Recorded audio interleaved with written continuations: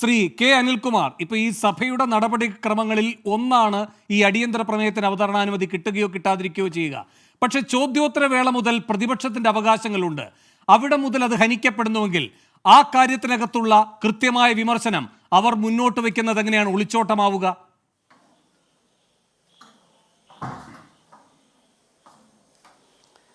ഇന്നത്തെ അടിയന്തര പ്രമേയത്തിൽ അവർ ഉന്നയിച്ചത് സ്വർണ്ണക്കടത്തുമായി ബന്ധപ്പെട്ടാണ്. ആ കണക്ക് പറയുമ്പോൾ എം കെ മുനീറിന് അതിൻ്റെ തിരിക്കാൻ പറ്റുമോ? മുസ്ലിം ലീഗിന് അതിൻ്റെ തിരിക്കാൻ പറ്റുമോ? യു ഡി എഫിൽ എത്ര പേർക്ക് അവിടെ ഇരിക്കാൻ പറ്റും? ഇവർ ഇപ്പോൾ ഇവിടെ പറയുന്നതും ബഹുമാനപ്പെട്ട വേണു പറഞ്ഞതും ഭരണപക്ഷത്തെ പ്രതിക്കൂട്ടിലാക്കാൻ പറ്റുന്ന ആയുധങ്ങൾ ധാരാളമുണ്ട്. അയ്യോ, അത് പാഴായിപ്പോയി. ഞാൻ ഈ ചർച്ചയിൽ ആധികാരികമായിട്ട് പറയുന്നു, 8.25 കൊല്ലം ഭരിക്കുന്ന ഈ കേരള സർക്കാരിനെ പ്രതിക്കൂട്ടിലാക്കാൻ പറ്റുന്ന ഒരായുധവും സതീശൻ്റെ കയ്യിലില്ല, RSSൻ്റെ കയ്യിലില്ല, മോദിയുടെ കയ്യിലില്ല, ഈ രാജ്യത്തെ ഒരാളുടെ കയ്യിലുമില്ല. അങ്ങനെ ഏതെങ്കിലും ആയുധം ആരുടെ കൈവശമെങ്കിലും ഉണ്ടായിരുന്നെങ്കിൽ 8.25 കൊല്ലം ഞങ്ങളുടെ കൂടെ MLA ആയിരുന്ന ഒരാൾ യുദ്ധത്തിന് വന്നപ്പോൾ അയാളെ ചേർത്ത് പിടിക്കുമായിരുന്നു. ചേർത്ത് പിടിക്കുകയല്ല, യുദ്ധമാണ് നയം എന്ന് തീരുമാനിച്ചത്. നിയമവിരുദ്ധ പ്രവർത്തനങ്ങൾക്ക് സംരക്ഷണം ആവശ്യപ്പെട്ടപ്പോൾ സംരക്ഷണമല്ല LDFൻ്റെ നയം, നിയമപരമായ വാഴ്ച ഉറപ്പുവരുത്തലാണ് LDF നയം എന്ന് ഞങ്ങൾ നിലപാട് സ്വീകരിച്ചത് മടിയിൽ കനമില്ലാത്തത് കൊണ്ടാണ്. രണ്ടാമത്, സ്വർണ്ണക്കള്ളക്കടത്ത് എന്ന് പറഞ്ഞാൽ 2020 ജൂലൈ 5 മുഖ്യമന്ത്രിയുടെ ഓഫീസിൽ നിന്നും ഒരു ടെലിഫോൺ കോളിലൂടെ നയതന്ത്ര ചാനലിലെ സ്വർണ്ണ കള്ളക്കടത്ത് ബാഗ് വിട്ടുകിട്ടാൻ ആരോ വിളിച്ചു എന്ന് സുരേന്ദ്രൻ പറഞ്ഞ നുണ, ആ നുണ ഏറ്റെടുത്ത ചെന്നിത്തല മുതൽ ഇപ്പോൾ വരെ കേരളത്തിലെ പ്രതിപക്ഷവും ഇവിടുത്തെ വലതുപക്ഷമാകെയും ജമായത്തെ ഇസ്ലാമിയും RSSും എല്ലാ സംഘവും ചേർന്ന് പ്രചരിപ്പിച്ചുകൊണ്ടിരുന്ന നുണയുണ്ടല്ലോ, ആ നുണ തലകീഴായി മറിഞ്ഞു. സ്വർണ്ണക്കള്ളക്കടത്തിൻ്റെ ദുരാരോപണം പിണറായി ഗവൺമെൻറ്റിനെതിരെ വയ്ക്കുമ്പോൾ ഖുറാന്റെ മറവിൽ കടത്തിയപ്പോൾ മലപ്പുറത്ത് വികാരം വിശദാംശങ്ങളിലേക്ക് നമുക്ക് ചർച്ച പുരോഗമിക്കുന്ന ഘട്ടത്തിൽ പോകാം. ഇവിടെ ഇപ്പൊ ഇന്നത്തെ നിയമസഭയിലെ വിഷയങ്ങളാണ് ചർച്ചാ വിഷയം. ഒറ്റ കാര്യം, അങ്ങ് ഉദാഹരിച്ചത് PV അൻവറിനെയാണ്.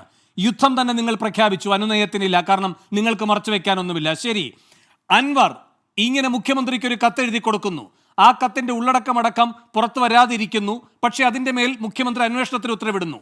അങ്ങനെ അത്രയും സുതാര്യത നിങ്ങൾക്കുണ്ട് എങ്കിൽ 49 നക്ഷത്രമിട്ട ചിഹ്നങ്ങളെ അത് ശിരച്ഛേദം ചെയ്യേണ്ടത് എന്തടിസ്ഥാനത്തിൽ?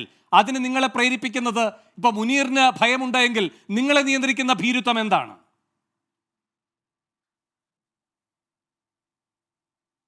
അല്ല, 40 ചോദ്യങ്ങൾ അനുവദിച്ചാൽ 7 ചോദ്യം പ്രതിപക്ഷത്തിൻ്റെതാണ്. മുഖ്യമന്ത്രി മറുപടി പറയുന്നത് ഒന്നാമതായി ഇവർ ഉന്നയിച്ച പ്രതിപക്ഷത്തിൻ്റെ ചോദ്യത്തിന് തന്നെയാണ് മുഖ്യമന്ത്രി മറുപടി പറയുന്നത്. അതിനിടയ്ക്ക് പ്രതിപക്ഷ നേതാവിന് ഏത് ചോദ്യവും ചോദിക്കാം. ഇനി ഇവർ അവകാശം കിട്ടിയില്ലെങ്കിൽ എല്ലാ ചോദ്യങ്ങളും ഒരു വസ്തുത ഇല്ലെങ്കിൽ പോലും ദുരാരോപണമായി ഉന്നയിക്കാൻ പറ്റുന്ന ഒരു അവസരമല്ലേ അടിയന്തര പ്രമേയം? അടിയന്തര പ്രമേയത്തിന് സാധ്യതകളല്ല നിങ്ങൾ പ്രതിപക്ഷത്തെ പഠിപ്പിക്കേണ്ടത്. ഈ സഭ അനുവദിച്ചിരിക്കുന്ന അവകാശം ഹനിക്കപ്പെടുന്നു എന്ന അവരുടെ ചോദ്യത്തിനാണ് മറുപടി വേണ്ടത്. യെസ്, കൃത്യ മറുപടി. ബഹുമാനപ്പെട്ട മുഖ്യമന്ത്രി മുതൽ MP രാജേഷ് വരെയാണ് ഇന്ന് നിയമസഭയിൽ ചോദ്യങ്ങൾക്ക് മറുപടി പറഞ്ഞത്. പ്രതിപക്ഷം ചോദ്യോത്തരവേളയിൽ ബഹിഷ്കരണം നടത്തി പുറത്തുപോയി.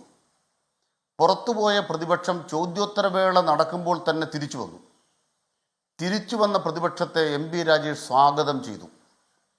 സ്വാഗതം ചെയ്യുക മാത്രമല്ല, പുഞ്ചിരിയോടുകൂടി പ്രതിപക്ഷ നേതാക്കളുമായി ഭരണകക്ഷി അംഗങ്ങൾ സംസാരിച്ചു, അല്ലെങ്കിൽ അവരങ്ങോട്ടും ഇങ്ങോട്ടും കമൻറ്റുകൾ പറഞ്ഞു.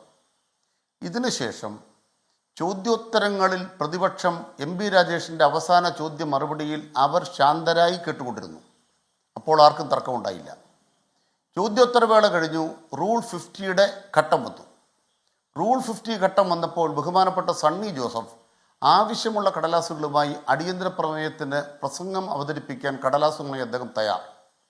ആ സന്ദർഭത്തിൽ എന്തു സംഭവിച്ചു? ബഹുമാനപ്പെട്ട മുഖ്യമന്ത്രി എണീറ്റിട്ട് പറഞ്ഞു, ഈ സ്വർണ്ണക്കള്ളക്കടത്തുമായി ബന്ധപ്പെട്ട് നിങ്ങൾ ഉന്നയിക്കുന്ന ഏത് കാര്യവും, ഇനി ഹിന്ദു ദിനപത്രത്തിൻ്റെ അഭിമുഖമാണെങ്കിൽ ആ കാര്യവും, നിങ്ങൾ ഈ പറയുന്ന ഏത് കാര്യവും ചർച്ച ചെയ്യാൻ സർക്കാർ തയ്യാർ. 3 മണിക്കൂർ ചർച്ച, 12 മണിക്ക് നമുക്ക് ചർച്ച തുടങ്ങാം. ഈ ചോദ്യോത്തരവേള തീരുന്നത് ഏതാണ്ട് നമുക്കറിയാമല്ലോ 9 to 10, 10:15 തീരുമാനിക്കും, 10 മണിക്ക് തീരുമാനിക്കും. അത് കഴിഞ്ഞാൽ 1 മണിക്കൂർ കഴിഞ്ഞാൽ ബാക്കിയെല്ലാം പൂർത്തിയാക്കിയിട്ട് 12 മണിക്ക് നമുക്ക് തുടങ്ങാൻ പരിപാടി.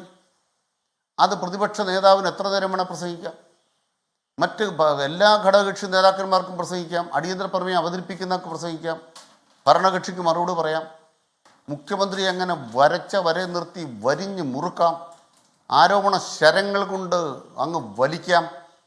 പക്ഷേ അന്നേരം എന്ത് സംഭവിച്ചു? കോലാഹലം ഉണ്ടാക്കി.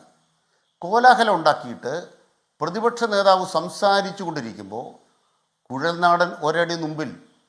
നമ്മൾ ഫുട്ബോൾ കളിക്കുമ്പോൾ മനസ്സിലാക്കണ്ടേ, ഫുട്ബോൾ കളിക്കുമ്പോൾ പന്തില്ലാത്തയാൾ നമ്മുടെ എതിർഭാഗം കോർട്ടിൽ ഗോളി പോസ്റ്റിന് അടുത്ത് വന്നു കഴിഞ്ഞാൽ ഫൗളാണ്, അപ്പം തന്നെ ഓഫ് സൈഡ് വിളിക്കും. സ്പീക്കർ ഓഫ് സൈഡ് വിളിച്ചു. കുഴൽനാടനോട് ചോദിച്ചു, ആരാ നിങ്ങളുടെ പ്രതിപക്ഷ നേതാവ്? അതിൻ്റെ അർത്ഥം എന്താണ്? വി ഡി സതീശൻ ബാക്കിയുള്ള പ്രതിപക്ഷ MLA-മാരോട് ഇരിക്കാൻ പറഞ്ഞു, അവർ ശാന്തരായി പോയിരുന്നു. കുഴൽനാടന് മാത്രം അത് ബാധകമല്ല. കുഴൽനാടന് മാത്രം എന്തേ ബാധകമല്ലാത്തത്? ആരാണ് പ്രതിപക്ഷ നേതാവ് എന്നുള്ളത് സതീശനോടുള്ള ചോദ്യമല്ല, അത് കുഴൽനാടനുള്ള ചോദ്യമാണ്. ആ ചോദ്യം ചോദിച്ചത് പ്രതിപക്ഷ നേതാവിനെ സഹായിക്കാനാണ്. അങ്ങനെ പ്രതിപക്ഷ നേതാവിനെ സഹായിച്ച് കുഴൽനാടനെ പിന്നോക്കം വായിക്കുന്നതിന് സ്പീക്കർ ഒരു വാചകം പറഞ്ഞപ്പോൾ ആ സ്പീക്കർക്കെതിരെ അങ്ങ് എന്ന് പറയുന്ന നാവ് കൊണ്ട് നിങ്ങൾ എന്ന് തുടങ്ങി എന്തെല്ലാം ക്ഷുദ്ര വാച്ചാൻവാർഡിനെ വിളിച്ച് പ്രതിപക്ഷ നേതാവിന് വേണ്ടി രാജ്യരക്ഷാ പ്രവർത്തനം നടത്താനുള്ള ഈ സ്പീക്കറുടെ അത്യുത്സാഹം മനസ്സിലാകും. കണ്ണൂരിൽ നിന്നാണല്ലോ വരുന്നത്, കല്യാശ്ശേരി കടന്നാണല്ലോ.